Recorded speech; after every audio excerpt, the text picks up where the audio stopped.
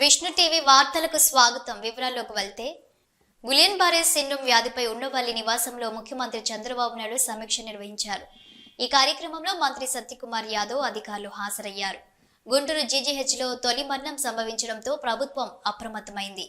మంత్రి నారా లోకేష్ కుటుంబ సమేతంగా ప్రయాగ్రాజ్ మహాకుంభమేళకు వెళ్లారు. ఈ సందర్భంగా భార్య బ్రాహ్మణి, కుమారుడు దేవాంశు కలిసి త్రివేణి సంగమం వద్ద పవిత్ర స్నానం చేశారు. అంతకుముందు ఓ పడవలో నదుల సంగమం వద్దకు చేరుకుని ప్రత్యేక పూజలు నిర్వహించారు. ఈ మేరకు ప్రయాగ్రాజ్ వద్ద తీసుకున్న సెల్ఫీని ట్వీట్ చేసి నిజంగా ఆశీర్వదించబడ్డామని లోకేష్ క్యాప్షన్ ఇచ్చారు. ఈ నెల 26 వరకు మహాకుంభమేళ జరగనుంది. టీటీడీ చైర్మన్ బిఆర్ నాయుడుతో సమావేశం అనంతరం హోంమంత్రి వంగలపూడి అనిత మీడియాతో మాట్లాడారు. ఆ సందర్భంగా మాట్లాడుతూ పాయకరావుపేట నియోజకవర్గంలోని ఉపమాక వెంకటేశ్వర స్వామి ఆలయాన్ని 2017లో టీటీడీ పరిధిలోకి చేరిందని, నాడు సీఎంగా చంద్రబాబు హయాంలో భూసేకరణ మాస్టర్ ప్లాన్ కు కృషి చేశామని, గత ప్రభుత్వంలో ఆలయ అభివృద్ధి మరుగున పడిందని అన్నారు. మార్చి 10వ తేదీన ఉపమాక వెంకన్న స్వామి ఉత్సవాలు వైభవంగా నిర్వహిస్తామని, 1,50,000 మందికి పైగా భక్తులు ఉత్సవాలకు వచ్చే అవకాశం ఉందని మంత్రి అన్నారు. ఆ క్షేత్రాన్ని అభివృద్ధి చేస్తామని, స్వామిని దర్శించుకుని శ్రీవారి కళ్యాణం వీక్షించడం సంప్రదాయమన్నారు. క్షేత్ర పరిధిలో దొరికే మసాలా దినుసులు రోజువారీ ఆహారంలో తినడం ఆరోగ్యకరమని నమ్ముతారు. నమస్కారం. ఈరోజు గౌరవ తిరుమల తిరుపతి దేవస్థానం చైర్మన్ గారు నాయుడు గారిని ఈరోజు మర్యాదపూర్వకంగా కలవటం జరిగింది. ప్రత్యేకంగా పాయకరావుపేట నియోజకవర్గంలో ఉపమాక వెంకటేశ్వర స్వామి ఆలయాన్ని 2015లో టీటీడీకి హ్యాండ్ ఓవర్ చేయడం జరిగింది. టీటీడీకి హ్యాండ్ ఓవర్ చేసిన తర్వాత సుమారుగా అక్కడ కొన్ని కార్యక్రమాలకు ఒక గౌరవ సీఎం గారు చంద్రబాబు నాయుడు గారు కూడా అప్పుడు సీఎం హోదాలో ఆ రోజు ఉపమాక వెంకన్న స్వామిని దర్శనం చేసుకుని ఆ చుట్టుపక్కల ప్రాంతాన్ని ఎలాగైనా అభివృద్ధి చేయాలి అనే ఉద్దేశంతో అక్కడ ల్యాండ్ ఎక్వైర్ చేయడం దగ్గర నుంచి ఒక మాస్టర్ ప్లాన్ తయారు చేసి టీటీడీకి హ్యాండ్ ఓవర్ చేసి అక్కడ టెంపుల్ని బాగా అభివృద్ధి చేయాలి అని ఆ రోజు సంకల్పించుకొని ఆ రోజు ఒక మాస్టర్ ప్లాన్ కూడా రెడీ చేసుకున్నాం. ఆ రోజు అదే తర్వాత గవర్నమెంట్ మారిన తర్వాత ఎంతో కొంత మీ అందరికీ తెలుసు, ఎంతో కొంత కొంచెం నిర్లక్ష్యానికి గురైన పరిస్థితి అయితే కనిపించింది. తర్వాత మళ్ళీ ఈ రోజు మార్చి 10వ తారీఖున ఉపమాక వెంకన్న స్వామి కళ్యాణోత్సవం అనేది చాలా ఘనంగా జరిగే పరిస్థితి కనిపిస్తూ ఉంది. సుమారుగా 1,00,000 నుంచి 1,20,000 వరకు కూడా భక్తులు వచ్చి ఆ రోజు స్వామివారిని దర్శించుకోవటం అనేది జరుగుతుంది. ఆ చుట్టుపక్కల గ్రామాల్లో ఉపమాక వెంకటేశ్వర స్వామి అనేసరికి చాలా వాళ్ళందరికీ కూడా భక్తి భావాలు ఉన్న చుట్టుపక్కల ఉన్న వాళ్ళందరికీ కూడా ఒక ఆనవాయితీ ఏంటంటే ఆ స్వామివారిని దర్శించుకొని ఆ కళ్యాణాన్ని వీక్షించి తర్వాత అక్కడ సుమారుగా 20 రోజుల పాటు జాతర జరుగుతుంది. ఆ జాతరలో స్పైసెస్ అమ్ముతారు. ఆ 20 రోజుల పాటు ఆ స్పైసెస్ కొని తీసుకెళ్లి ఆ క్షేత్రంలో ఉన్న స్పైసెస్ కొని తీసుకెళ్లి వాళ్ళు వంటల్లో కానీ వాళ్ళు తినే పదార్థాల్లో కానీ ఉపయోగించుకుంటే వాళ్ళకి మంచి జరుగుతుంది, ఆరోగ్యంగా ఉంటారని ఒక నమ్మకం. ముఖ్యంగా వెంకటేశ్వర స్వామి ఆలయం అనేసరికి వెంకటేశ్వర స్వామి నైట్ అక్కడ స్టే చేస్తారు, సేద తీరుతారు అని ఒక ప్రతీక. ప్రతి దేవాలయం వెంకటేశ్వర స్వామి దేవాలయంలోనే శుక్రవారం అభిషేకం జరిగితే కేవలం ఉపమాక వెంకన్న స్వామి ఆలయంలో ప్రతిరోజు కూడా అభిషేకం జరిగే ఏకైక టెంపుల్ వెంకటేశ్వర స్వామి టెంపుల్ ఉపమాక వెంకటేశ్వర స్వామి. మనకి నిత్య ఉత్తర ద్వార దర్శనం కూడా జరిగే ఏకైక టెంపుల్ అది వెంకటేశ్వర స్వామి టెంపుల్. సో అటువంటి టెంపుల్ని మళ్ళీ తిరిగి ఈరోజు మళ్ళా అభివృద్ధి పదంలోకి ముందుకు తీసుకెళ్లాలి, భక్తులందరికీ కూడా అందుబాటులో ఉంచాలని గౌరవ చైర్మన్ గారిని కలిసిన వెంటనే చాలా సానుకూలంగా స్పందించారు. ఇమీడియట్ గా సిఈ గారిని పిలిపించారు. సిఈ గారికి కూడా టెంపుల్ మీద అవగాహన ఉండటం వల్ల మేము చెప్పకుండానే తనే తిరిగి మొత్తం ఇవి చేయాలమ్మా, పుష్కర్ని క్లీన్ చేయాలి, పుష్కర్ని మనం రెడీ చేసుకోవాలి, మనం చక్ర స్నానానికి రెడీ చేసుకోవాలి, ఇవన్నీ కూడా ఆయనే చెప్పడం నిజంగా చాలా ఆనందంగా అనిపించింది. ఏదైతే గౌరవ సీఎం గారు ఆలోచన మేరకు మళ్ళా తిరిగి ఈ టర్మ్ లో మా అందరి ఆధ్వర్యంలో ఈరోజు మళ్ళా తిరిగి ఉపమాక వెంకన్న స్వామి ఆలయం అనేది మంచి అభివృద్ధిలోకి ముందుకు వస్తుందని అపారమైన నమ్మకంతో మేము ఇక్కడ నుంచి వెళ్తున్నాం. రాబోయే మార్చి 10వ తారీఖున జరగబోయే కళ్యాణం కూడా అత్యంత వైభవంగా చేయడానికి టీటీడీ వాళ్ళ సహకారం కూడా కోరడానికి ఈరోజు ఇక్కడికి రావడం జరిగింది. వాళ్ళు కూడా సానుకూలంగా స్పందించారు. ఆ స్వామివారి కళ్యాణం అత్యంత వైభవంగా జరిపిస్తామని మాత్రం అందరికీ హామీ ఇస్తుంది. ఓర్వకల్లు విమానాశ్రయానికి ఉయ్యాలవాడ పేరు అంటూ ముఖ్యమంత్రి చంద్రబాబు చేస్తున్న డ్రామాలతో ఆయన ప్రచార పిచ్చి పీక్కు చేరుకుందని వైఎస్ఆర్సీపీ రాష్ట్ర అధికార ప్రతినిధి పుత్తా శివశంకరరెడ్డి మండిపడ్డారు. తాడేపల్లిలోని పార్టీ కేంద్ర కార్యాలయంలో ఆయన మీడియాతో మాట్లాడుతూ కర్నూలులోని ఓర్వకల్లు విమానాశ్రయానికి 4 ఏళ్ల క్రితమే నాటి సీఎం వైఎస్ జగన్ ప్రభుత్వం అధికారికంగా ఉయ్యాలవాడ నరసింహారెడ్డి పేరు పెట్టారని గుర్తు చేశారు. ఈ విషయం కూడా తెలుసుకోకుండా సీఎం చంద్రబాబు ఈ అంశంపై మాజీ సీఎం వైఎస్ జగన్ పై విమర్శలు చేయడం విడ్డూరంగా ఉందని అన్నారు. గుంటూరు మిర్చి యార్డు సమీపంలో అనుమతులు లేకుండా తరలిస్తున్న కారాన్ని తనిఖీ అధికారులు పట్టుకున్నారు. నగరంలో అనుమతులు లేకుండా తయారు చేసి కారాన్ని అక్రమ వ్యాపారులు విక్రయిస్తున్నారు. పక్కా సమాచారంతో తనిఖీలు నిర్వహించి కారం తరలిస్తున్న ఆటోను అధికారులు పట్టుకున్నారు. డిప్యూటీ కమర్షియల్ యాక్ట్ అధికారి ఆధ్వర్యంలో ఆటోలోని కారం బస్తాల పరిశీలనతో సమగ్ర విచారణ కోసం గోడౌన్ కు తరలించారు. వీటిపై విచారణ జరిపి చర్యలు తీసుకుంటామని జిల్లా కమర్షియల్ ట్యాక్స్ అధికారి వినయ్ వెల్లడించారు. మండిపల్లి రాంప్రసాద్ రెడ్డి రాయచోటి ఎమ్మెల్యేగా రాష్ట్రంలో కూటమి ప్రభుత్వం అధికారంలోకి వస్తే గోవిందమాల ధరించి తిరుమలకు పాదయాత్రగా వచ్చి ఆ కలియుగ వెంకటేశ్వర స్వామిని దర్శించుకుంటామని మొక్కుకున్నారు. అందులో భాగంగా అన్నమయ్య జిల్లా సుండుపల్లి మండలం తిమ్మసముద్రం గ్రామంలోని శివాలయంలో ప్రత్యేక పూజలు నిర్వహించి పాదయాత్రను ప్రారంభించారు. ఈ పాదయాత్రకు మంత్రి మండిపల్లి రాంప్రసాద్ రెడ్డి, సోదరులు మండిపల్లి లక్ష్మీప్రసాద్ రెడ్డి, రాహుల్ రెడ్డి సంఘీభావం తెలిపారు. అదేవిధంగా ముస్లిం మైనార్టీలు పాదయాత్ర చేస్తున్న మౌర్యారెడ్డి బృందానికి పూలమాలలతో సంఘీభావం తెలిపి వారు చేపట్టినటువంటి పాదయాత్ర విజయవంతంగా కొనసాగాలని వారు ఆకాంక్షించారు. వెంకటేశ్వర స్వామి సంకీర్తనలతో చెక్క భజనలతో పాదయాత్ర సాగించారు. ఈ పాదయాత్ర ఈ రోజు మొదలై 21వ తేదీకి తిరుమల వెంకటేశ్వర స్వామి దర్శనంతో ముగుస్తుందని మౌర్యారెడ్డి తెలిపారు. రాయచోటి నియోజకవర్గం శాసనసభ్యులుగా మండిపల్లి రాంప్రసాద్ రెడ్డి గారు, అలాగే రాష్ట్రంలో కూటమి ప్రభుత్వం అధికారంలోకి వస్తే తిరుమల వెంకటేశ్వర స్వామిని పాదయాత్రగా వచ్చి దర్శించుకుంటానని చెప్పి మొక్కుకోవడం జరిగింది. ఆ కార్యక్రమంలో భాగంగా ఈరోజు తిమ్మసముద్రం సుండుపల్లి మండలం తిమ్మసముద్రం గ్రామం నుంచి పాదయాత్రగా బయలుదేరి 21వ తేదీన ఉదయం తిరుమల శ్రీవారిని దర్శించుకోవడం జరుగుతుంది. పోచమ్మ తల్లి దీవెనలతో రామగుండం నియోజకవర్గ ప్రజలంతా సుభిక్షంగా ఉండాలని రామగుండం ఎమ్మెల్యే మక్కాన్ సింగ్ రాజ్ ఠాకూర్ కోరుకున్నారు. రామగుండం కార్పొరేషన్ 2వ డివిజన్ ఇందిరమ్మ కాలనీలో పోచమ్మ బొడ్రాయి మహోత్సవ వేడుకలు ఘనంగా జరిగాయి. ఈ కార్యక్రమానికి రామగుండం ఎమ్మెల్యే మక్కాన్ సింగ్ రాజ్ ఠాకూర్, మనాలి ఠాకూర్ దంపతులు పాల్గొని గ్రామ దేవతలకు ప్రత్యేక పూజలు జరిపించారు. ప్రజలు పోచమ్మ బోనాలతో తరలివచ్చి గ్రామ దేవతలకు మొక్కులను చెల్లించుకున్నారు. ఈ సందర్భంగా మాట్లాడుతూ కాంగ్రెస్ ప్రభుత్వం ప్రజల సంక్షేమం కోసం చేపడుతున్న పథకాల గురించి వివరించారు. రామగుండం పీకే రామయ్య ఇందిరమ్మ కాలనీలో బొడ్రాయ్ మహాలక్ష్మి భూలక్ష్మి గ్రామ దేవతలను ఏర్పాటు చేసుకొని మా ప్రాంతం ఈ యొక్క వ్యవస్థను ప్రారంభించింది. ఆ రోజు కాంగ్రెస్ పార్టీ ప్రభుత్వంలో పేద ప్రజలకు ఇల్లు ఇచ్చింది. ఇక్కడ ఇందిరమ్మ ఇల్లు కట్టుకోవడానికి భూములు ఇచ్చింది. వైఎస్ఆర్ ఇల్లు కట్టుకునే అవకాశాలు ఇచ్చింది.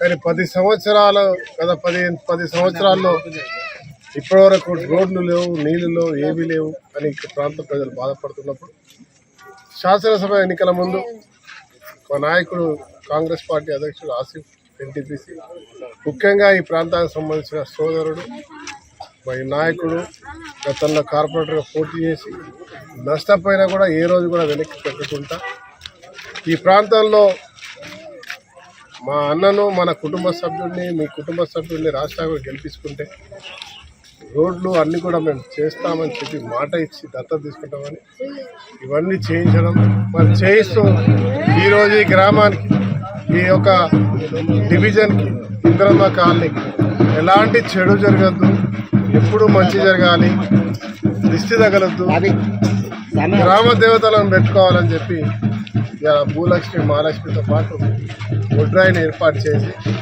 ఈ ప్రాంతంలో నివాసం ఉండే ప్రతి ఒక్క కుటుంబం ఇవాళ పెద్ద ఎత్తున పోచమ్మ టెంపుల్కి ఇవాళ పోచమ్మను చేస్తూ బోనాలను చేస్తూ ప్రతి ఒక్క ఆడబిడ్డ ప్రతి ఇంటి నుంచి బయటికి వెళ్ళి బోనాలతో ఘనంగా ఒక ప్రత్యేకమైనటువంటి ఒక భారీ బోనాలతో బయలుదేరి వేలాది మంది ఇవాళ ఈ కార్యక్రమంలో పాల్గొనడం, బొడ్రాయి కార్యక్రమంలో పాల్గొని గొప్పగా పూజలు చేసుకొని అందరూ బాగుండాలి, మేము కూడా దానిలో ఉండాలి, ఈ ప్రాంతం ఇంకా అభివృద్ధి చెందాలి.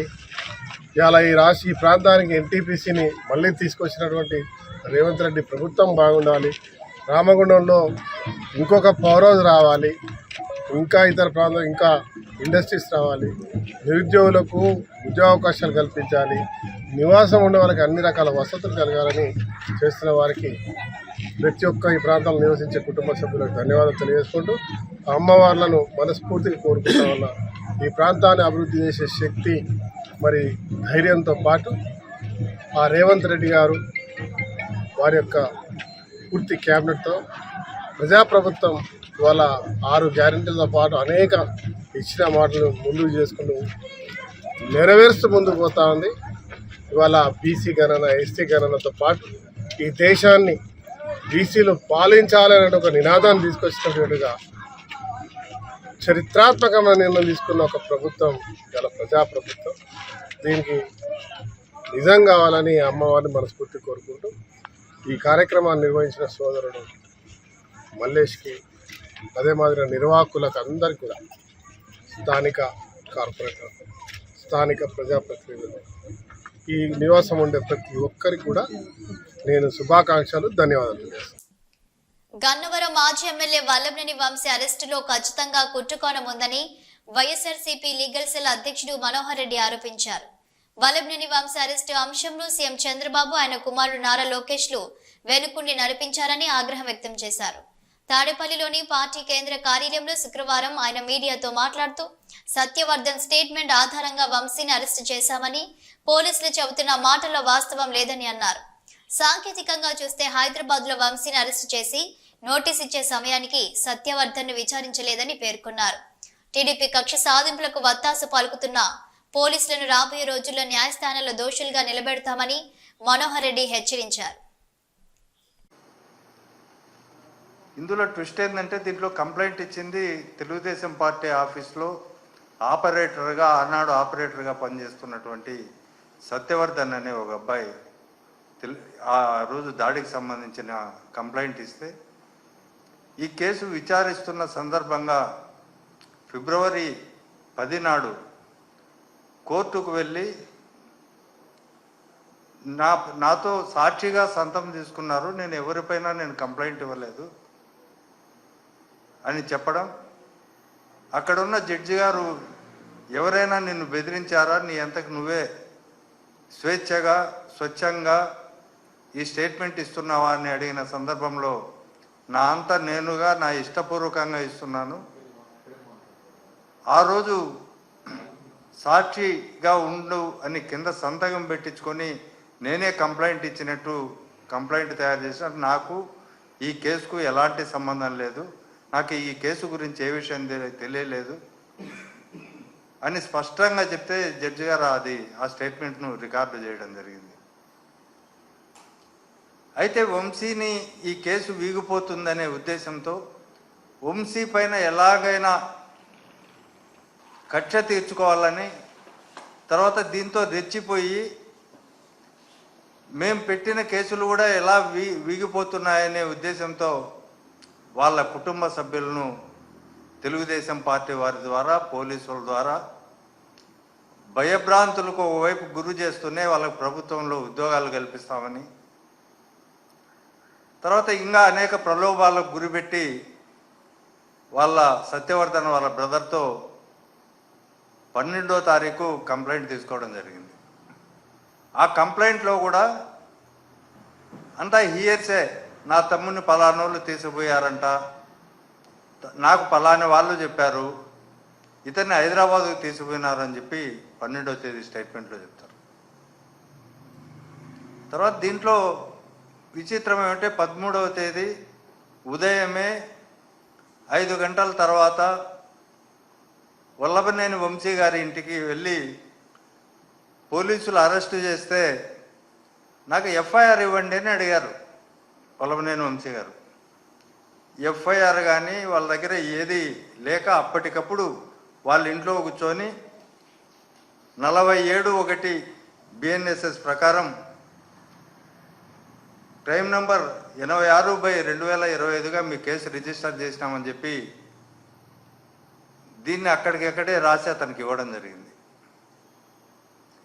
ఇక్కడ ఒక ప్రధానమైన ప్రశ్న తలెత్తుతుంది. ఎందుకంటే ఇందులో కంప్లైంట్ ఇచ్చిన వ్యక్తి వాళ్ళందరూ పరోక్షంగా తెలుసుకున్న వాళ్ళు, వాళ్ళ కుటుంబ సభ్యుల ద్వారా స్టేట్మెంట్లు రికార్డ్ చేశారు. సత్యవర్ధన్ అనే అతను కేసు విత్డ్రా చేసుకున్నట్టు చెప్పారు. సత్యవర్ధన్ని వైజాగ్లో కిడ్నాప్ చేసి ఉంటే వంశీ అనుచరులు మేము అతన్ని రెస్క్యూ చేశామని పోలీసులు ఒక కథ అల్లి 13వ తేదీ ఉదయం 7 గంటలకి వైజాగ్లో రెస్క్యూ చేసినట్టు అతన్ని కిడ్నాపర్ల నుంచి అని చెప్పి ఆ స్టేట్మెంట్ ఒకటి రికార్డ్ చేయడం జరిగింది. ఆ సందర్భంగా అతన్ని లాక్కుపోతున్న దృశ్యాలు మీరు ఒకసారి టీవీలో చూస్తే ఆ సీసీటీవీ ఫుటేజ్లు రిలీజ్ చేస్తే మీకు స్పష్టంగా కనిపిస్తుంది అతను స్వచ్ఛంగా పోలీసులకు లొంగిపోకుండా పోలీసులు ఈడ్చుకుపోతున్న దృశ్యాలు మీరు స్పష్టంగా చూడొచ్చు దీని ద్వారా.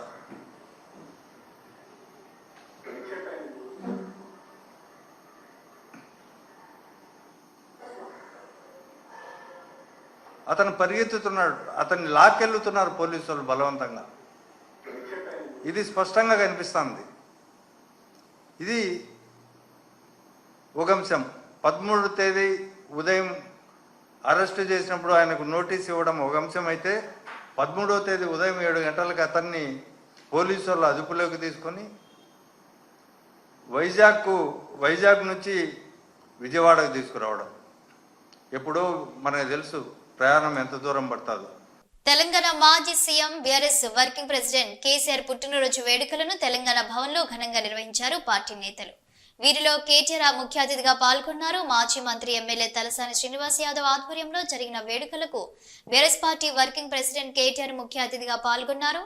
కేసీఆర్ బర్త్డే సందర్భంగా కేక్ కట్ చేశారు. ఈ కార్యక్రమంలో మాజీ మంత్రి ఎమ్మెల్యే హరీష్ రావు, శాసన మండలిలో ప్రతిపక్ష నేత ఎమ్మెల్సీ మధుసూదనాచారి, శాసన మండలి డిప్యూటీ చైర్మన్ డాక్టర్ బండా ప్రకాష్ ముదిరాజ్, రాజ్యసభ సభ్యులు వద్దిరాజు రవిచంద్ర, మాజీ మంత్రులు మహమ్మద్ అలీ, వి శ్రీనివాస్ గౌడ్, సత్యవతి రాథోడ్, పలువురు ఎమ్మెల్యేలు, ఎమ్మెల్సీలు తదితర నాయకులు పాల్గొన్నారు. ఈ సందర్భంగా కేసీఆర్ పై రూపొందించిన డాక్యుమెంటరీని పార్టీ నాయకులతో, కార్యకర్తలతో కలిసి వీక్షించారు. వార్తల సమాప్తం. నమస్కారం.